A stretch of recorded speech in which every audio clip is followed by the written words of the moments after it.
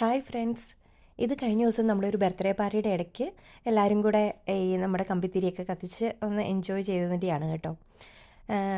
ഇത് കണ്ടപ്പോഴാണ് ഞാനിങ്ങനെ നമ്മൾ എൻ്റെയൊക്കെ ചെറുപ്പത്തിൽ നാട്ടിൽ ഓണം ക്രിസ്മസ് അങ്ങനെയൊക്കെ വരുമ്പം അച്ചാച്ചൻ ഇതുപോലെ നമുക്ക് കടയിൽ നിന്ന് ഈ കമ്പിത്തിരിയും പണ്ട് ഈ ചക്കരം എന്ന് പറയുന്നൊരു സാധനമുണ്ട്, അതും ഓലപ്പടക്കം ഇങ്ങനെയുള്ള സാധനങ്ങളൊക്കെ മേടിച്ചുകൊണ്ട് വരും. അപ്പോൾ ചേട്ടായിയാണ് ഇതെല്ലാം കത്തിക്കാനും കാര്യങ്ങൾക്കും ഒക്കെ നിൽക്കുന്നത്. എനിക്ക് ഇച്ചിരി പേടിയായിരുന്നു ഇതിനൊക്കെ. അപ്പോൾ ചേട്ടായിയും ഇതുപോലെ മേടിച്ചുകൊണ്ട് വരും കുറേ സാധനങ്ങളൊക്കെ. എന്നിട്ടിത് നമ്മൾ വീടിനകത്തും ഒക്കെ ആയിട്ട് ഇങ്ങനെ ചെയ്യും. അപ്പം പണ്ട് ഈ തറയൊക്കെ ഇപ്പോഴത്തെ ടൈൽസ് അല്ലല്ലോ, അന്നൊക്കെ ഈ മൊസൈക്ക് തറ അങ്ങനത്തെ ആണല്ലോ. അപ്പോൾ അതേൽ വെച്ച് നമ്മൾ ഈ ചക്രം കത്തിക്കുമ്പം അത് ശരിക്കും പറഞ്ഞാൽ ഇങ്ങനെ നല്ല രസം, അതിങ്ങനെ പൂ പോലെ പോകും. അത് കത്തി കഴിഞ്ഞ് കഴിയുമ്പോൾ നല്ല ഭംഗിയാണ്. പക്ഷെ അത് പോയ ആ റൂട്ടിൽ അതിൻ്റെ പാടൊക്കെ വരും.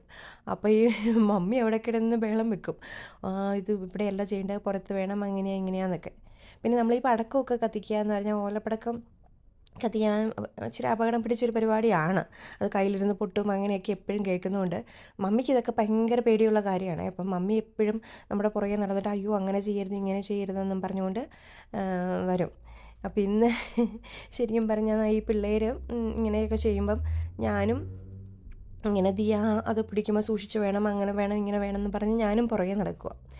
ഇപ്പം നമുക്ക് മനസ്സിലാകുന്നുണ്ട് അന്നത്തെ മമ്മിയുടെ ആ ഒരു കൺസേൺ എന്തായിരുന്നു എന്നുള്ളത് ഇപ്പം എനിക്ക് നന്നായിട്ട് മനസ്സിലാകുന്നുണ്ട്.